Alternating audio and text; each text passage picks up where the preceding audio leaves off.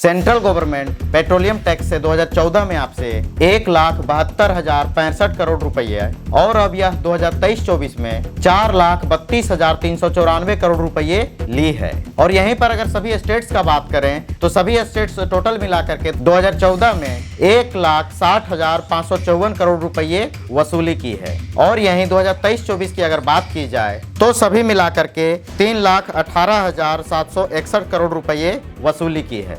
दोनों साथ मिलाकर के देखा जाए तो 2014 में 3,32,619 करोड़ रुपये और वहीं 2023-24 में देखा जाए तो 7,51,155 करोड़ रुपये आपसे ली है। ये जितना भी पैसा है ये सारा पैसा आम पब्लिक का है। मतलब ये दोनों को अगर माइनस किया जाए तो फिर टोटल हमारा निकल के आ जाता है 4,18,536.2 करोड़ रुपया। मतलब इतना सा का अंतर है। दोनों सेंट्रल और स्टेट गवर्नमेंट मिलाकर के सिर्फ पेट्रोलियम का टैक्स लेकर के अपना जो है इतना ज्यादा इंक्रीमेंट किए हैं 2014 से लेकर के 2024 तक। ये बहुत बड़ा अमाउंट होता है। आप बताइए आपका पेमेंट इतने दिनों में कितना बढ़ा या फिर आपका इनकम इतने दिनों में कितना बढ़ा। खैर छोड़िए ये सब की बातें। हालांकि ये सारे जो स्टेट्स गवर्नमेंट के मैं आपको डाटा बता रहा हूँ ये टोटल जो है भारत के सभी स्टेट्स का जोड़ करके मैं बता रहा हूँ। इसमें अलग अलग सभी राज्यों के अलग अलग टैक्सेज हैं जिनका डिटेल मैं आगे वीडियो में बात करूंगा। क्रूड ऑयल का बात करें तो क्रूड ऑयल इंटरनेशनल मार्केट में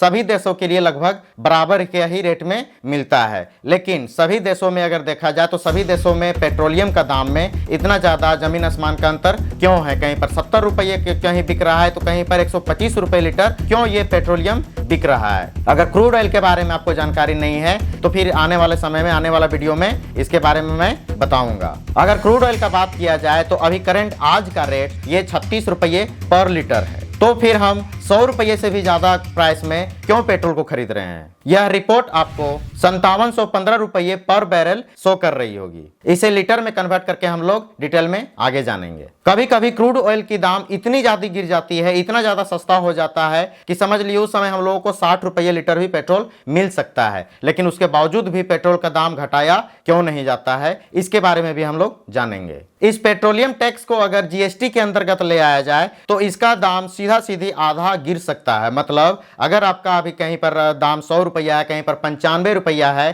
तो ये सेम आधा गिर करके सीधे 48 रुपये और 50 रुपये पर लीटर हो सकती है। तो सरकार आखिर सभी चीजों को जीएसटी के अंदर में ले आई तो इस पेट्रोलियम को भी जीएसटी के अंदर में क्यों नहीं ला रही है इसके बारे में भी हम लोग आज बात करेंगे। और बहुत ही आसान भाषा में सभी चीजों को मैं एक्सप्लेन करने का प्रयास करूंगा। वीडियो अच्छा लगे तो दोस्तों के साथ शेयर जरूर कीजिएगा और लाइक करके एक सब्सक्राइब जरूर कर दीजिएगा। देखिए पेट्रोल एक ऐसा प्रोडक्ट है जिसके घटने या फिर बढ़ने मात्र से ही पूरे भारतवर्ष में हाहाकार मच सकती है। ये आज ऐसा प्रोडक्ट बन चुका है जिसके बिना आप अपने जीवन का कल्पना कर ही नहीं सकते। आप घर बैठे कश्मीर का सेब का आनंद ले रहे हैं तो बस इसका एक ही कारण है, वह है पेट्रोलियम। आप जो रोटी कपड़ा और मकान की बात करते हैं, जीवन का जो आधार जरूरत है, आधार मूल्य है रोटी कपड़ा और मकान, ये रोटी कपड़ा और मकान भी आज के समय में पेट्रोलियम के बिना इनका कल्पना करना भी इम्पॉसिबल जैसा हो गया है। इसकी दाम बढ़ती है तो महंगाई बढ़ती है। सीधी सीधी बात में अगर समझा जाए तो यह भारत देश के लिए एक ब्रह्मास्त्र के रूप में काम करती है। सबसे पहले हम लोग क्रूड ऑयल के बारे में जानते हैं क्योंकि यही सबसे बड़ा जड़ है, इसी में पूरा कहानी छिपा हुआ है। क्रूड ऑयल का बात करें तो इसे ड्रिलिंग करके जमीन के अंदर से या फिर समुद्र के अंदर से निकाला जाता है। ये दिखने में कभी कभी कलरलेस से लेकर के ब्राउनिश ब्लैक तक भी इसका कलर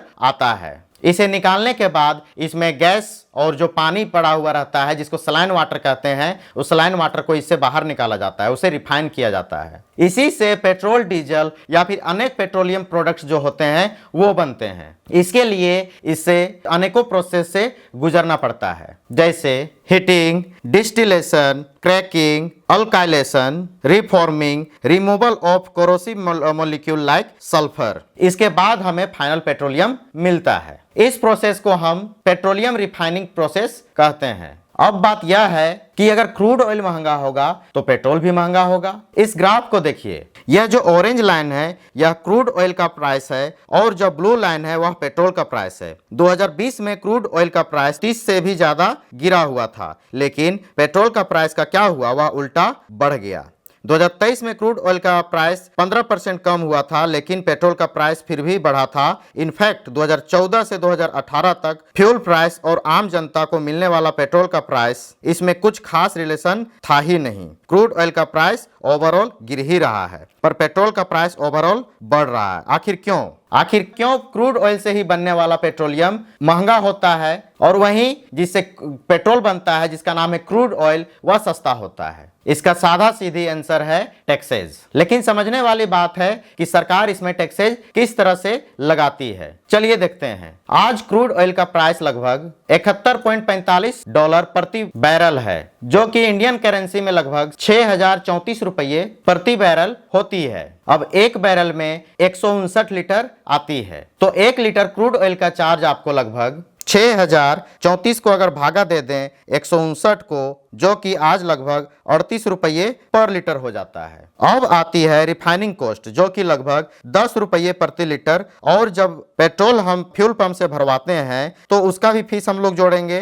तो उसको बोलते हैं डीलर कमीशन, जो कि लगभग 3 रुपये 50 पैसे प्रति लीटर होती है। अब अगर देखा जाए तो पेट्रोल का टोटल प्राइस 51 रुपये 50 पैसे प्रति लीटर होती है। क्या आपको पेट्रोल इतने में मिलती है? जवाब है ना, बड़ा सा ना। सरकार बोलती है कि अब इसमें हमारा समय आ गया भैया, अब हमें चाहिए टैक्स। तो सबसे पहले यहां पर आती है सेंट्रल गवर्नमेंट। सेंट्रल गवर्नमेंट जो टैक्स लेती है वह होती है सेंट्रल एक्साइज ड्यूटी, जो कि हमेशा फिक्स्ड होती है। ये कभी कभी बदलती है, लेकिन वो चेंज नहीं होती, जो भी रहती है वो फिक्स्ड रहती है, और यह है 19 रुपये 90 पैसा प्रति लीटर। यानी पेट्रोल का दाम कितना भी हो, सेंट्रल गवर्नमेंट जो है अपना फिक्स चार्ज 19 रुपये 90 पैसा अपना लेती ही है। अब आती है स्टेट गवर्नमेंट की बात। भला ये क्यों माने, ये भी तो गवर्नमेंट है। ये जो टैक्स लेती है उसका नाम है वैट, जिसको हम लोग वैल्यू एडेड टैक्स भी कहते हैं। दिल्ली का अगर एग्जांपल लें तो यहां पर वैट 19.4% लगती है, जो टोटल हो गया 13 रुपया 85 पैसा प्रति लीटर, जो कि लगभग इससे टोटल पेट्रोल की प्राइस 85 रुपया 25 पैसा हो जाती है। अगर इसमें पेट्रोलियम का लॉस चार्ज या फिर फ्लक्चुएशन चार्ज को जोड़ दिया जाए 5 रुपये,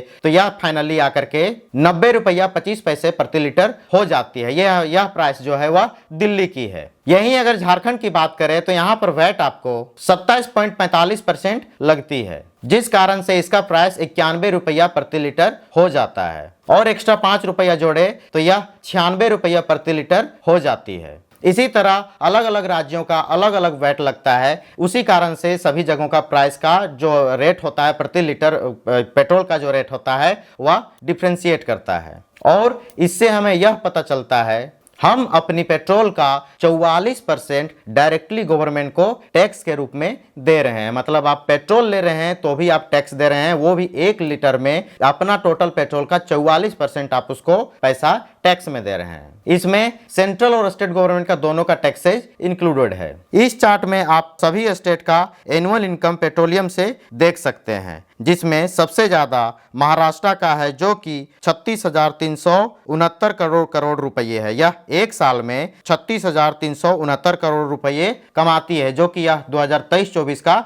रिकॉर्ड है। आप इसमें अपने राज्य का हर साल का रिवेन्यू देख सकते हैं। और वहीं अगर केंद्र सरकार की बात करें तो चार्ट के अनुसार सब कुछ मिला करके यह 2023-24 में 4,32,394 करोड़ रुपए की कमाई की थी। सरकारें बोलती है कि इस पैसे से हम अपने देश का विकास करते हैं, यहाँ का विधि व्यवस्था को ठीक करते हैं, राज्य को आगे बढ़ाने की काम करती है, मतलब विकास की काम करती है। लेकिन विकास तो सदियों से गायब है। आपको मिले तो कमेंट बॉक्स में जरूर बताइए कि विकास कहां पर मिला। अब आते हैं जीएसटी में। आखिर इसमें जीएसटी क्यों नहीं लागू किया जाता है? तो सबसे बड़ी बात अगर देखा जाए तो जीएसटी को देखा जाए तो जीएसटी में अगर प्रीमियम प्रोडक्ट में इसको हम ले आते हैं तो वह आता है 28%। तो सरकार अगर जहां पर 44% ऑलरेडी टैक्स ले रही है, कहीं पर 50% टैक्स ले रही है, तो यहां पर आकर के 44% अगर ये 28% अगर हो जाएगी तो पता चलेगा कि पेट्रोलियम का प्राइस सीधा सीधी आधा हो जाएगा और ये जीएसटी का पैसा जाएगा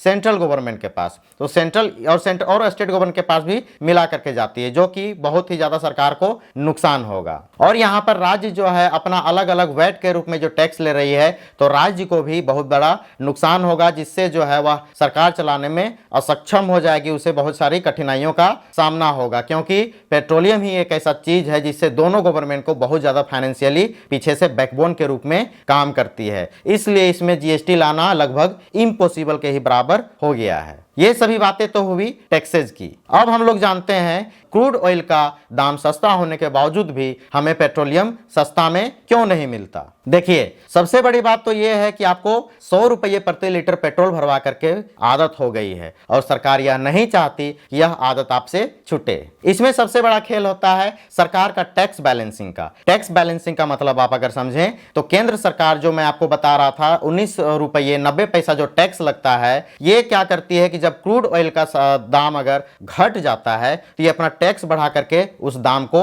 मेंटेन कर लेते हैं, और वहीं अगर इस क्रूड ऑयल का दाम अगर बढ़ जाता है तो अपना टैक्स घटा करके वहीं पर फिर दोबारा ये अपना जो पेट्रोल का दाम जो है वह मेंटेन कर लेते हैं, जिससे आपको या कुछ प्रभाव नहीं पड़ता, कुछ फर्क नहीं पड़ता। और अगर इस तरह छोड़ दिया जाए तो क्रूड ऑयल का दाम जैसे बढ़ेगा, पेट्रोलियम का जो लगने वाला टैक्स है वो भी बढ़ेगा, और फाइनली यह रिजल्ट आएगा कि भारत में बहुत ज्यादा महंगाई चारों तरफ चरम में आ गई। देखिए, आज भले ही यह एक्साइज ड्यूटी 19 रुपये 90 पैसा है, लेकिन यह 2021 में 27.90 रुपया था, और वहीं अगर 2020 का बात किया जाए तो यह 32.98 रुपया प्रति लीटर था। मतलब उस समय क्रूड ऑयल का दाम घटा था, लेकिन इसका बेनिफिट डायरेक्टली पब्लिक को देने छोड़ के सरकार अपने पास रखती है। एक एग्जांपल लेते हैं। 2022 में क्रूड ऑयल का दाम $71 प्रति बैरल था, जो कि 2023 में इसे बढ़ करके 100 रुपये प्रति बैरल हो गई। तो इसे देखकर सरकार ने फाइनली टैक्स को कम कर दिया, जिस कारण से आज पेट्रोल का दाम स्टेबल है। एक्चुअली में देखा जाए तो भारत की इकोनॉमी जो है पेट्रोलियम में बहुत ज्यादा डिपेंडेंट है। अगर क्रूड ऑयल का दाम बढ़ जाता है तो भारत में महंगाई आ जाती है। पेट्रोलियम टैक्स ऐसा हो चुकी है कि आज ये सरकार का बैकबोन यानी रीढ़ की हड्डी बन करके काम कर रही है। आपको यह जान करके आश्चर्य होगा, हैरानी होगी कि सरकार जितने भी सारे टैक्सों को मिला करके, जितने भी सारे टैक्सेस को मिला करके अर्निंग करती है, उसमें से पेट्रोलियम अकेले 14.2% टैक्स गवर्नमेंट को रेवेन्यू देती है, फायदे के रूप में देती है। मतलब सरकार 14.2% टैक्स पूरे भारत भर में सिर्फ पेट्रोलियम से अर्निंग करती है, टोटल टैक्सेस के अर्निंग में। देखिए, सबसे बड़ा कारण पेट्रोलियम को हाई रखना, पेट्रोल के रेट को हाई रखना, सबसे बड़ा कारण क्रूड ऑयल भी है। आप लोगों को मालूम होगा कि क्रूड ऑयल दूसरे देशों से इंपोर्ट की जाती है। तो क्रूड ऑयल अगर दूसरे देशों से इंपोर्ट की जाती है तो हमारा रुपया ऐसे ही कमजोर है, तो हम लोग क्या करते हैं कि ज्यादा पैसा दे करके बाहर से हम लोग क्रूड ऑयल को मंगाते हैं। इस वजह से यहां पर पैसों की कमी आती है, यहां पर रुपया का वैल्यू घटता है। और अगर सरकार इसी में अगर आप बोल दे कि नहीं भैया आप मेरे से टैक्स कम ले लीजिए और पेट्रोल का दाम सस्ता कर दीजिए, तो आप आजकल देख ही रहे हैं कि घर घर फोर व्हीलर, घर घर मोटरसाइकिल हो गया। लोग बहुत ज्यादा पेट्रोल को फूकेंगे, और बहुत ज्यादा पेट्रोल को फूकेंगे तो पता चलेगा कि क्रूड ऑयल का डिमांड क्या हो गया, बढ़ गया। क्रूड ऑयल का डिमांड फाइनली बढ़ेगा तो फिर रुपया का वैल्यू जो है वो गिरेगा। तो डॉलर के कंपैरिजन में रुपया को बैलेंस मेंटेन करने के लिए भी यह पेट्रोलियम बहुत बड़ा रोल प्ले करती है। इसलिए सरकार टैक्स में किसी भी प्रकार का कोई हमें मदद नहीं करती है, किसी भी प्रकार का डाउन नहीं करती है, ताकि पेट्रोलियम महंगा ही रहे और फाइनली जाकर के लोग पेट्रोल को कम यूज करें, ताकि हमारा जो है बाहर से क्रूड ऑयल खरीदना का सिलसिला थोड़ा कम बना रहे। सरकार आजकल पेट्रोलियम से डिपेंडेंसी हटा रही है और इसे शिफ्ट कर रही है ईवीज में, इलेक्ट्रिक कारों में। अब यहां पर बात आती है कि अगर पेट्रोल का दाम घटाने का बात आती है तो केंद्र सरकार राज्य सरकार को प्रेशर देती है कि नहीं, राज्य सरकार को बोलिए वह अपना टैक्स कम करे, और राज्य सरकार केंद्र सरकार को बोलती है कि वह अपना टैक्स कम करे जिससे पेट्रोल का दाम घटे। फाइनली ऐसा कुछ होता नहीं है, दोनों कोई चाहता नहीं है कि टैक्स किसी तरह से कम हो, और पेट्रोल का दाम लगातार कंसिस्टेंटली हमें 100 रुपये के आसपास में मिल ही रही है। इस वीडियो में आपका क्या राय है आप जरूर बताएं, और अगर आपको यह वीडियो अच्छा लगा तो यह वीडियो आपको नजर आ रहा होगा, इसमें जो कार में कैसे 60% टैक्स आप दे रहे हैं, अपनी कार का जितना आप जो कार खरीद रहे हैं, नई कार खरीद रहे हैं रहे हैं उसमें से कितना ज़्यादा आप टैक्स दे रहे हैं, उसमें से लगभग 60% आप पैसा टैक्स सरकार को दे रहे हैं। इसमें जो है डिटेल से अच्छे से बात की हुई है, तो आप इसे एक बार चेकआउट जरूर करें। और सबसे मैं रिक्वेस्ट करना चाहूंगा कि लोग हमारे चैनल में बहुत ज़्यादा नए नए लोग ट्यून हो रहे हैं, तो आपसे मैं रिक्वेस्ट करना चाहूंगा इसी तरह से एजुकेशनल वीडियोस और रिसर्च वीडियोस हम लोग इस चैनल में लाते रहते हैं। तो इसके लिए आप हमारे चैनल को सब्सक्राइब कर लें और लोगों के साथ ये फैलाइए कि पेट्रोल में आप कितना ज़्यादा टैक्स दे रहे हैं। Thank you.